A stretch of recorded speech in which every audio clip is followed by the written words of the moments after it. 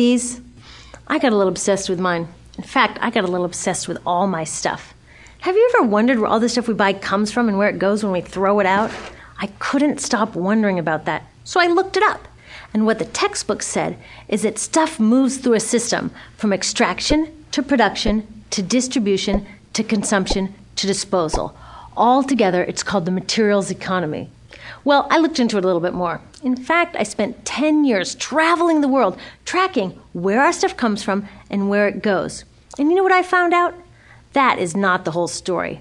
There is a lot missing from this explanation. For one thing, this system looks like it's fine. No problem. But the truth is, it's a system in crisis. And the reason it's a system in crisis is it's a linear system and we live on a finite planet. And you cannot run a linear system on a finite planet indefinitely. Every step along the way, this system is interacting with the real world. In real life, it's not happening on a blank white page. It's interacting with societies, cultures, economies, the environment. And all along the way, it's bumping up against limits. Limits we don't see here because the diagram is incomplete. So let's go back through. Let's fill in some of the blanks and see what's missing. Well, one of the most important things that's missing is people. Yes, people. People live and work all along this system. And some people in this system matter a little more than others. Some have a little more say. Who are they? Well, let's start with the government. Now, my friends tell me I should use a tank to symbolize the government, and that's true in many countries and increasingly in our own. After all, more than 50% of our federal tax money is now going to the military. But I'm using a person to symbolize the government because I hold true to the vision and values the government should be of the people, by the people, for the people. It's the government's job to watch out for us, to take care of us. That's their job. Then along came the corporation. Now, the reason the corporation looks bigger than the government is that the corporation is bigger than the government. Of the 100 largest economies on Earth now, 51 are corporations. And as the corporation has grown in size and power, we've seen a little change in the government where they're a little more concerned in making sure everything's working out for those guys than for us. Okay, so let's see what else is missing from this picture. We'll start with extraction, which is a fancy word for natural resource exploitation, which is a fancy word for trashing the planet. What this looks like is we chop down the trees, we blow up mountains to get the metals inside, we use up all the water, and we wipe out the animals. So here we are running up against our first limit. We are running out of resources. We are using too much stuff. Now, I know this can be hard to hear, but it's the truth, so we've got to deal with it. In the past 3 decades alone, 1/3 of the planet's natural resource space has been consumed. Gone.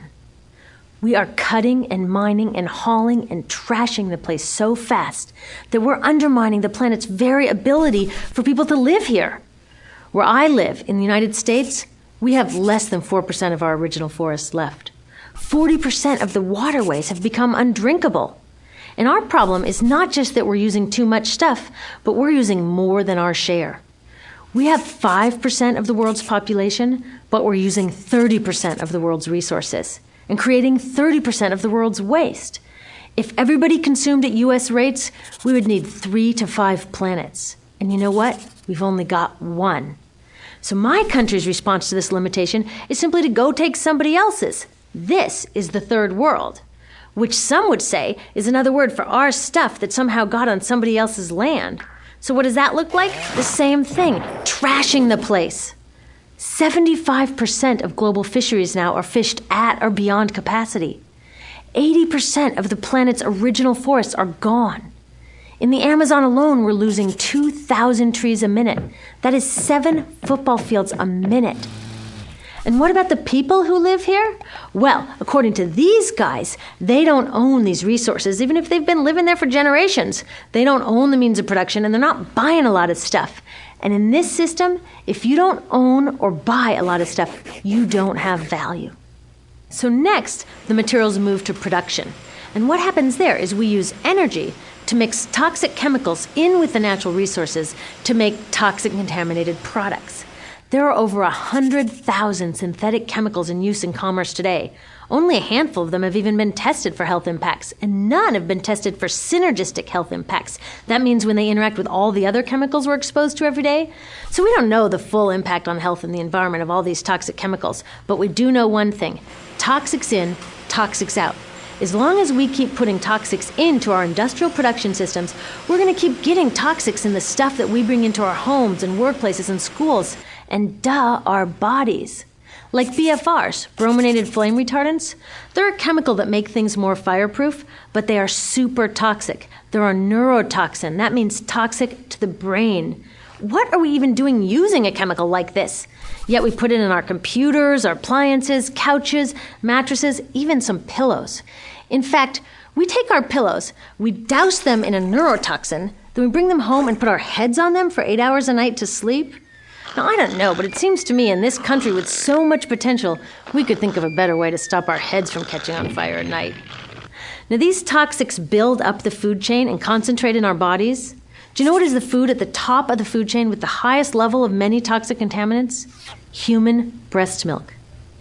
That means that we've reached a point where the smallest members of our societies, our babies, are getting the highest lifetime dose of toxic chemicals from breastfeeding from their mothers. Is that not an incredible violation? Breastfeeding must be the most fundamental human act of nurturing. It should be sacred and safe. Now, breastfeeding is still best, and mothers should definitely keep breastfeeding, but we should protect it. They should protect it. I thought they were looking out for us. And of course, the people who bear the biggest brunt of these toxic chemicals are the factory workers, many of whom are women of reproductive age. They're working with reproductive toxins, carcinogens, and more. Now I ask you, what kind of woman of reproductive age would work in a job exposed to reproductive toxins except for a woman with no other option? And that's one of the beauties of this system. The erosion of local environments and economies here ensures a constant supply of people with no other option. Globally, 200,000 people a day are moving from environments that have sustained them for generations into cities, many to live in slums, looking for work, no matter how toxic that work may be. So you see, it's not just resources that are wasted along this system, but people too. Whole communities get wasted. Yep, toxics in, toxics out. A lot of the toxics leave the factories in products, but even more leave as byproducts or pollution. And it's a lot of pollution. In the U.S., our industry admits to releasing over 4 billion pounds of toxic chemicals a year. And it's probably a lot more because that's only what they admit. So that's another limit, because yuck, who wants to look at and smell 4 billion pounds of toxic chemicals a year?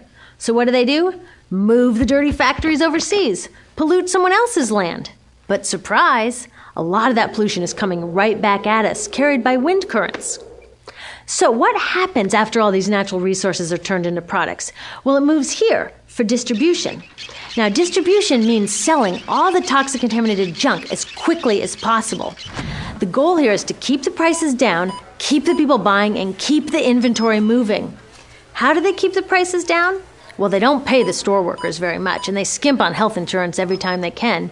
It's all about externalizing the costs. What that means is that the real costs of making stuff aren't captured in the price. In other words, we aren't paying for the stuff we buy. I was thinking about this the other day. I was walking to work and I wanted to listen to the news, so I popped into a Radio Shack to buy a radio. I found this cute little green radio for $4.99. I was standing there in line to buy this thing, and I was thinking, how could $4.99 possibly capture the cost of making this radio and getting it into my hands? The metal was probably mined in South Africa. The petroleum was probably drilled in Iraq. The plastics were probably produced in China. And maybe the whole thing was assembled by some 15-year-old in a maquiladora in Mexico. $4.99 wouldn't even pay the rent for the shelf space it occupied until I came along, let alone part of the staff guy's salary who helped me pick it out, or the multiple ocean cruises and truck rides pieces of this radio went on. That's how I realized I didn't pay for the radio. So who did pay? Well, these people paid with the loss of their natural resource space. These people paid with the loss of their clean air, with increasing asthma and cancer rates. Kids in the Congo paid with their future. 30% of the kids in the Congo now have dropped out of school to mine coltan, a metal we need for our cheap and disposable electronics. These people even paid by having to cover their own health insurance. All along this system, people pitched in so I could get this radio for $4.99. And none of these contributions are recorded in any accounts book. That's what I mean by the company owners externalized the true costs of production. And that brings us to the golden arrow of consumption. This is the heart of the system, the engine that drives it. It is so important that protecting this arrow has become the top priority for both of these guys. That's why after 9/11, when our country was in shock and President Bush could have suggested any number of appropriate things, to grieve, to pray, to hope. No, he said to shop. To shop! We have become a nation of consumers. Our primary identity has become that of being consumers, not mothers, teachers, farmers, but consumers. The primary way that our value is measured and demonstrated is by how much we contribute to this arrow, how much we consume. And do we? We shop and shop and shop, keep the materials flowing, and flow they do. Guess what percentage of total materials flow through this system is still in product or use 6 months after their date of sale in North America? 50%? 20? No, 1%. 1. In other words, 99% of the stuff we harvest, mine, process, transport, 99% of the stuff we run through this system is trashed within 6 months. Now, how can we run a planet with that level of materials throughput? It wasn't always like this. The average U.S. person now consumes twice as much as they did 50 years ago. Ask your grandma. In her day, stewardship and resourcefulness and thrift were valued. So how did this happen? Well, it didn't just happen. It was designed. Shortly after World War II, these guys were figuring out how to ramp up the economy. Retailing analyst Victor Lebeau articulated the solution that's become the norm for the whole system. He said, our enormously productive economy demands that we make consumption our way of life, that we convert the buying and use of goods into rituals, that we seek our spiritual satisfaction, our ego satisfaction in consumption. We need things consumed, burned up, replaced, and discarded at an ever-accelerating rate. President Eisenhower's Council of Economic Advisors chairman said that the American economy's ultimate purpose is to produce more consumer goods. More consumer goods? Our ultimate purpose? Not provide health care or education or safe transportation or sustainability or justice? Consumer goods? How did they get us to jump on board this program so enthusiastically? Well, two of their most effective strategies are planned obsolescence and perceived obsolescence. Planned obsolescence is another word for designed for the dump. It means they actually make stuff to be useless as quickly as possible, so we'll chuck it and buy a new one. It's obvious with things like plastic bags and coffee cups, but now it's even big stuff. Mops, DVDs, cameras, barbecues even, everything. Even computers. Have you noticed that when you buy a computer now, the technology is changing so fast that in just a couple of years, it's actually an impediment to communication? I was curious about this, so I opened up a big desktop computer to see what was inside. And I found out that the piece that changes each year is just a tiny little piece in the corner. But you can't just change that one piece because each new version is a different shape. So you gotta chuck the whole thing and buy a new one. So I was reading industrial design journals from the 1950s when planned obsolescence was really catching on. These designers are so open about it. They actually discuss how fast can they make stuff break that still leaves the consumer having enough faith in the product to go out and buy another one. It was so intentional. But stuff cannot break fast enough to keep this arrow afloat. So there's also perceived obsolescence. Now, perceived obsolescence convinces us to throw away stuff that is still perfectly useful. How do they do that?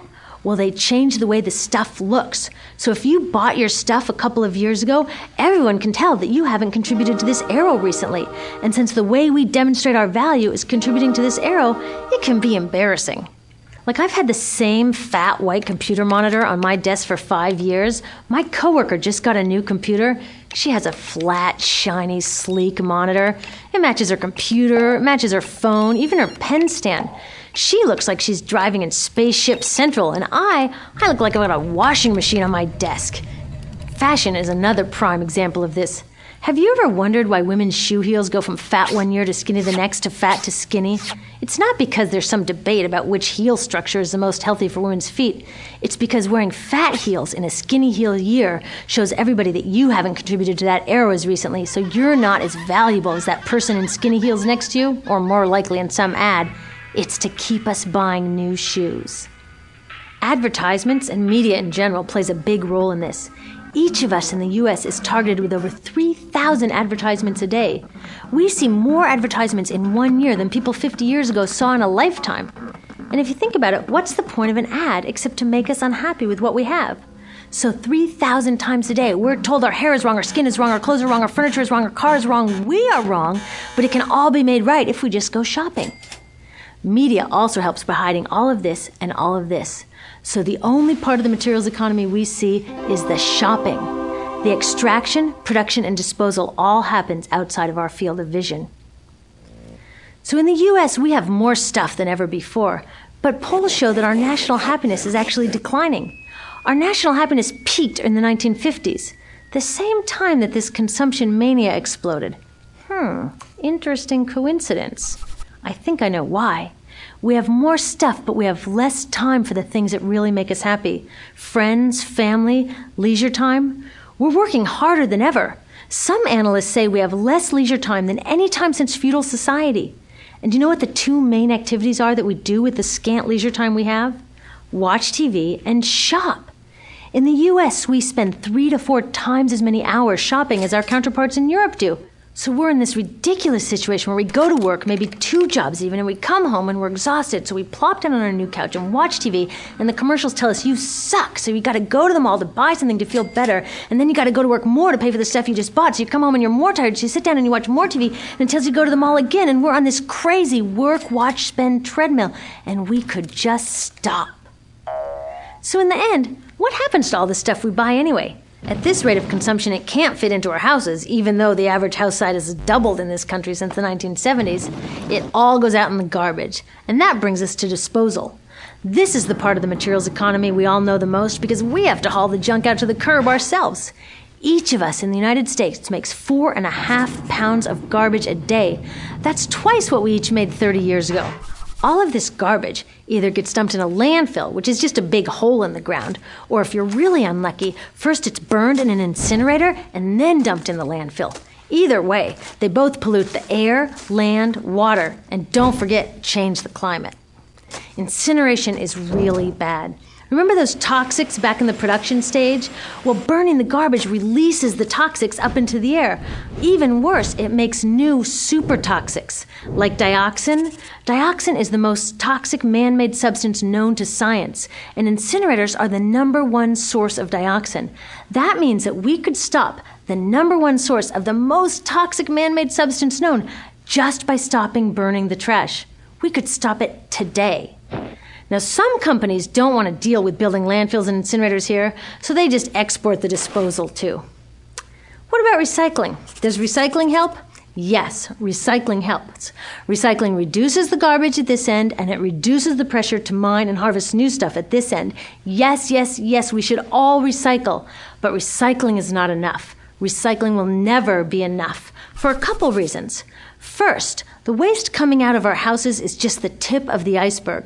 For every 1 garbage can of waste you put out on the curb, 70 garbage cans of waste were made upstream just to make the junk in that 1 garbage can you put out on the curb. So even if we could recycle 100% of the waste coming out of our households, it doesn't get to the core of the problems. Also, much of the garbage can't be recycled, either because it contains too many toxics or it's designed not to be recyclable in the first place. Like those juice packs, where they have layers of metal and paper and plastic all smushed together, you can never separate those for true recycling. So you see, it is a system in crisis. All along the way, we are bumping up against limits. From changing climate to declining happiness, it's just not working. But the good thing about such an all-pervasive problem is that there are so many points of intervention. There are people working here on saving forests and here on clean production, people working on labor rights and fair trade and conscious consuming and blocking landfills and incinerators, and very importantly, on taking back our government so that it really is by the people and for the people. All of this work is critically important, but things are really going to start moving when we see the connections, when we see the big picture. When people along the system get united, we can reclaim and transform this linear system into something new, a system that doesn't waste resources or people. Because what we really need to chuck is that old school throwaway mindset. There's a new school of thinking on this stuff, and it's based on sustainability and equity, green chemistry, zero waste, closed-loop production, renewable energy, local living economies. It's already happening. Now, some say it's unrealistic, idealistic that it can't happen, But I say the ones who are unrealistic are those that want to continue with the old path. That's dreaming. Remember, that old way didn't just happen. It's not like gravity that we've just got to live with. People created it, and we're people too. So let's create something new.